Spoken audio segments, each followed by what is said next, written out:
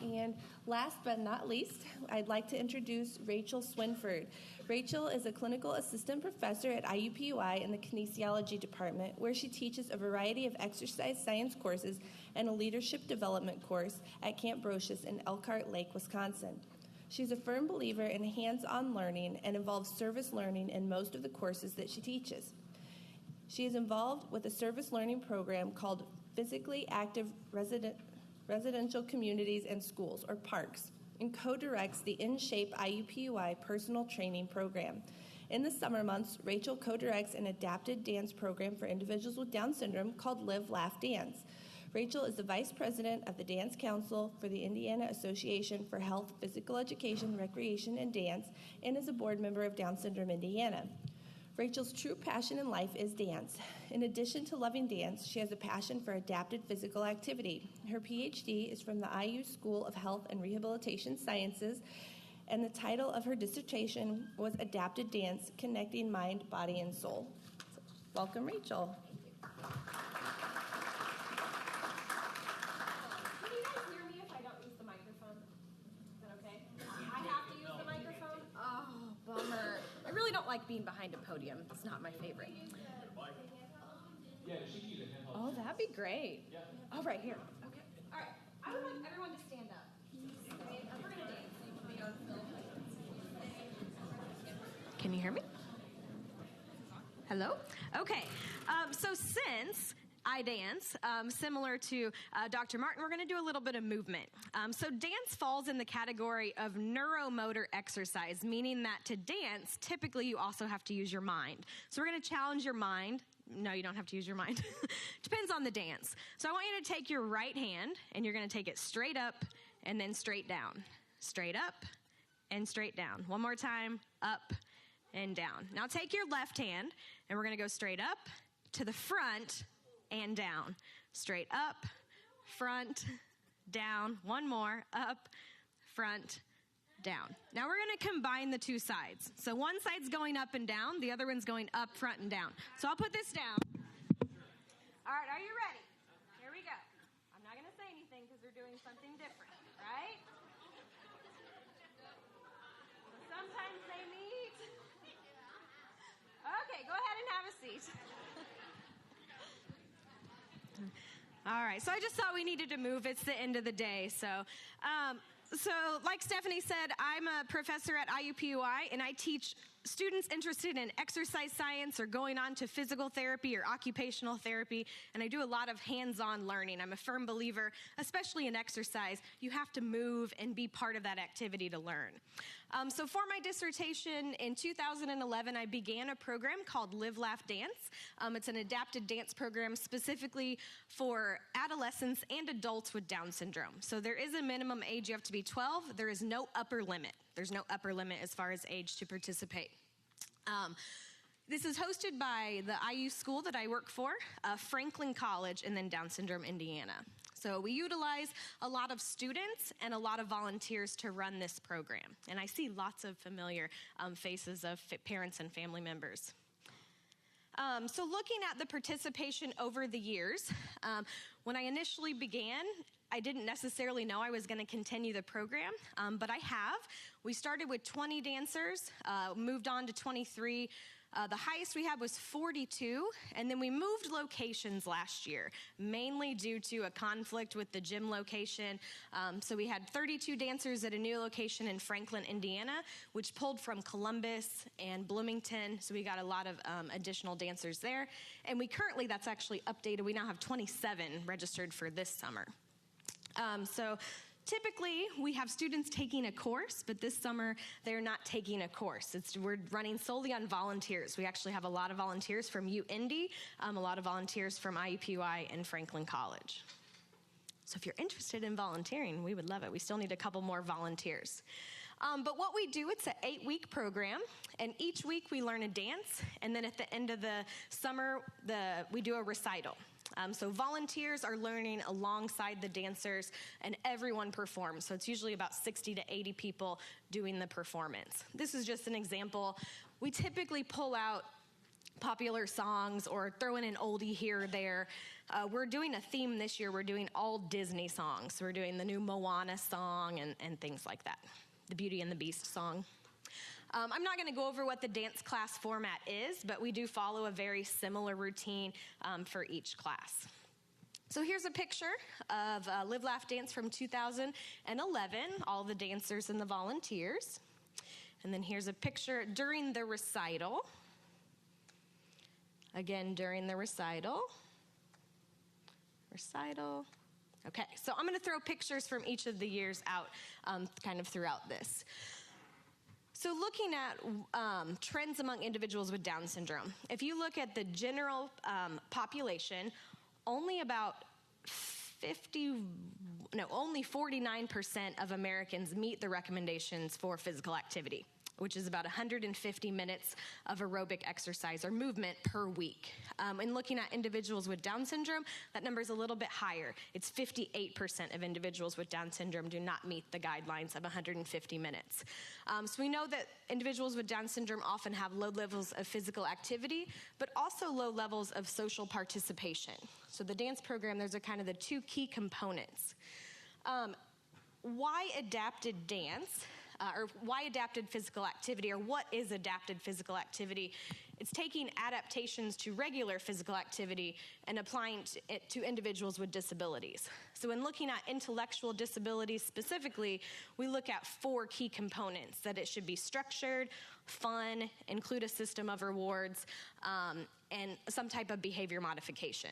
When we're working with adults, we don't use a whole lot of behavior modification. That would be more if we were working with kids.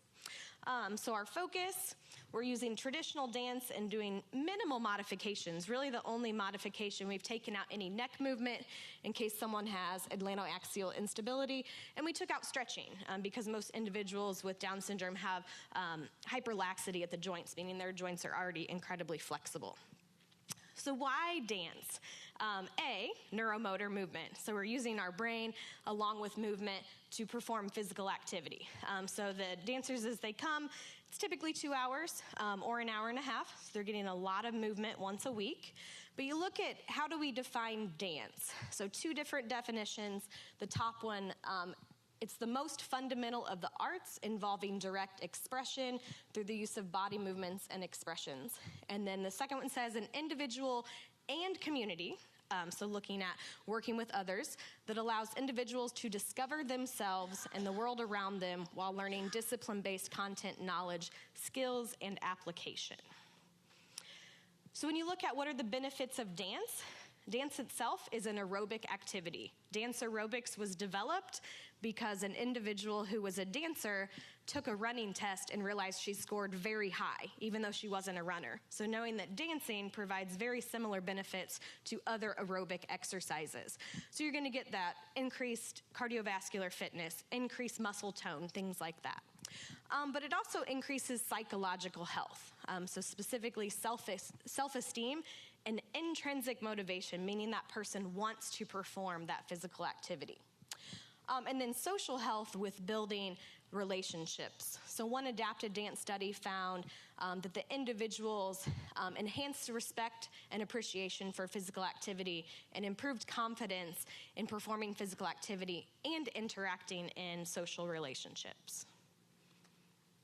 So 2012, take a look at some of these. This here is Kira Noor. She just finished her PhD last month. So she did a PhD on a DVD directly developed for individuals with intellectual disabilities, and she looked at adherence, so if people are sticking to that exercise. So she finished that. She's the co-director, so we do the dance program together. And then 2013, just a couple, this is during one of the performances. Okay, so my study, I'm a qualitative researcher, so I used no numbers. I work together with quantitative researchers that like to use data, but I like to tell stories. So what I did is after the dance program, I interviewed the dancers, all 20 individually, one-on-one, asking them 5 specific questions. And then I did focus groups with family members. And for this, it was the family members was completely unstructured. I started with one question, and then from there just kind of snowballed into other questions. So I used what's called Heideggerian interpretive phenomenology, which you don't need to know what that is. But essentially, I'm applying meaning to the experience through the eyes of those that participated. So 1, the dancers, and 2, the family members. So these are the questions. The question for family members at the bottom, it was just tell me about your family member's experience. So through their eyes, what was that experience? And then for dancers, tell me about your experience, so kind of the same thing, what it means to be able to dance, how dancing makes you feel, about performing for your family and friends, and then there were a couple additional questions based on the answers. So when you do interpretive phenomenology, you often bring in quotations to support the meaning that you're applying to the story that you're telling. So the metaphor for the entire study, both family members and the dancers, was music is the language of the soul, dance is the language of the body, body and soul, music and dance conceive an instrument of expression through which the spirit communicates. So what I found a lot from both the parents or family members, it wasn't just parents, it was siblings as well, and the dancers, is that they truly could be themselves, their authentic self, when they were dancing and kind of express who they are. So for dancers, the theme that came out was that overall it was an enjoyable experience. Kind of 2 things, they were having fun, and themselves found that they increased their confidence. So I'll give you a minute to kind of read those quotations. And all the names have been changed, so none of the names are the actual names of the participants. And then what I did is I pulled out 2 paradigm cases from the dancers, and I will read these. The first one was Haley, who was 13. She says, "It was great, awesome, great. I'm the most talented woman ever. I had a good time working out. I worked my butt off when I did it. It made me try to be great for people." So that's her exact quotations. I audio taped and literally typed up what she said. And then Rebecca, who was 20, she said, "I had so much fun. I love it. I love to dance. I love the spotlight on me. I feel like amazing, happy. It was fun. I feel like soul in me. It's just me. I can feel like grace or something and pretty and be myself to the music." So that was kind of the paradigm case that kind of directed all of the dancer interpretation. From 2014, as you can see, everyone gets a shirt. We do different shirts each year. Lots of fun. So family members, and some of you were part of this study that are here today. You might recognize some of your quotations, actually. Is what we wanted to do was include the family members, to hear the family member's story. A lot of times the focus is just on the individuals with Down syndrome, but we know that family dynamics play a lot into that. So raising a child with a disability, when you look at the literature, explains there's a lot of challenges that families face.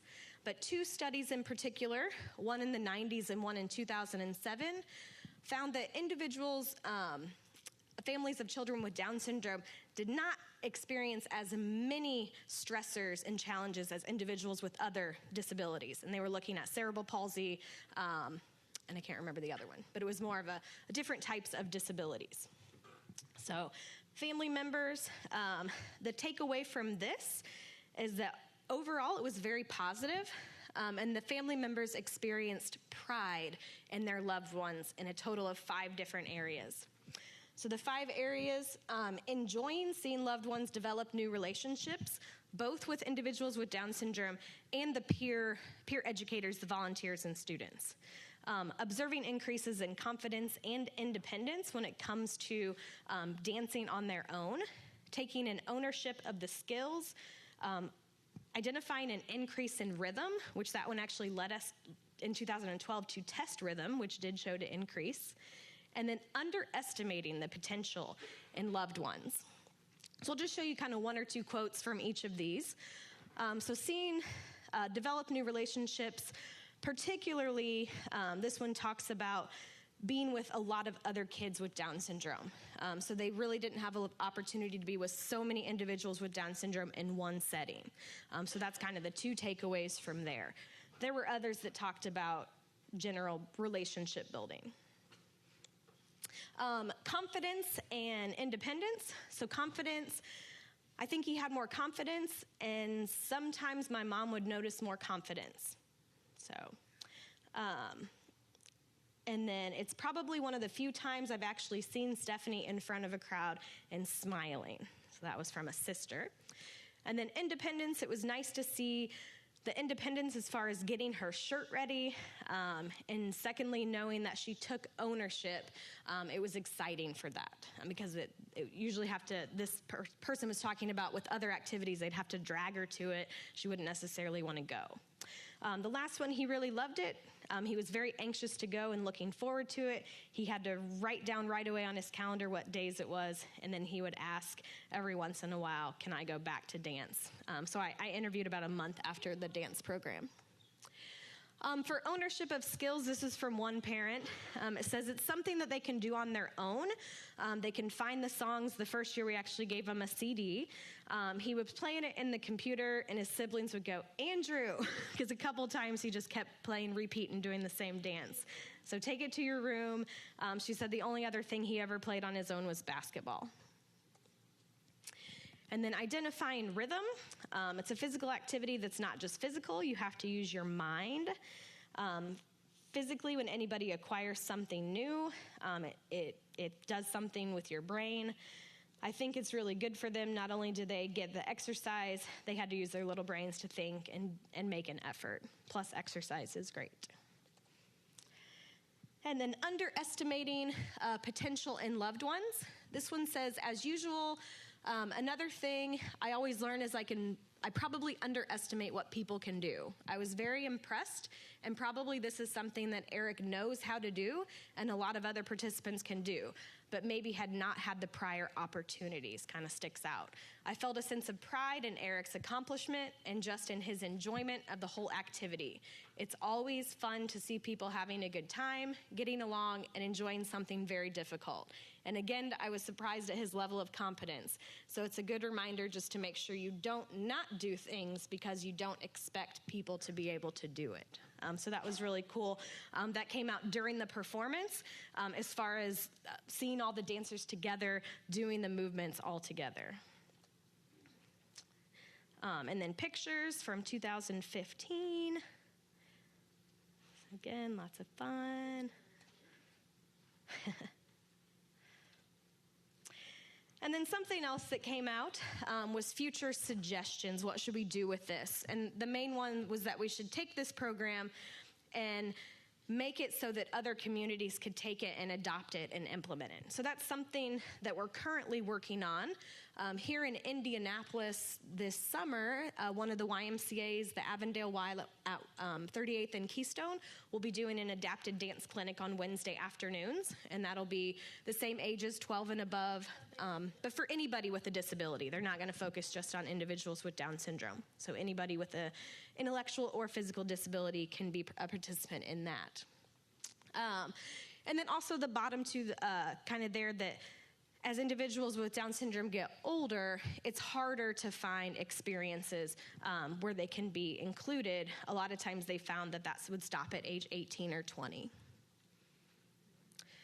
Additional research, we've done quantitative research looking at balance, which showed to increase, coordination increased, and rhythmic acuity. And then we also did some qualitative analyses of the student volunteers.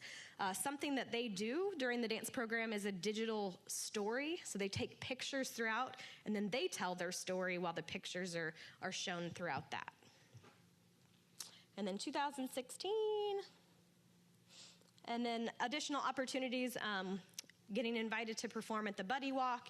After one of the Buddy Walks, a couple cheerleaders had noticed the performance and contacted about performing at the Colts, which continues through Down Syndrome Indiana. So just providing additional opportunities. If you'd like to learn more, you can search Live, Laugh, Dance on Google, and it'll bring you to our website. We do have a Facebook group. You can just search Live, Laugh, Dance to add that. And then I think that's it. So.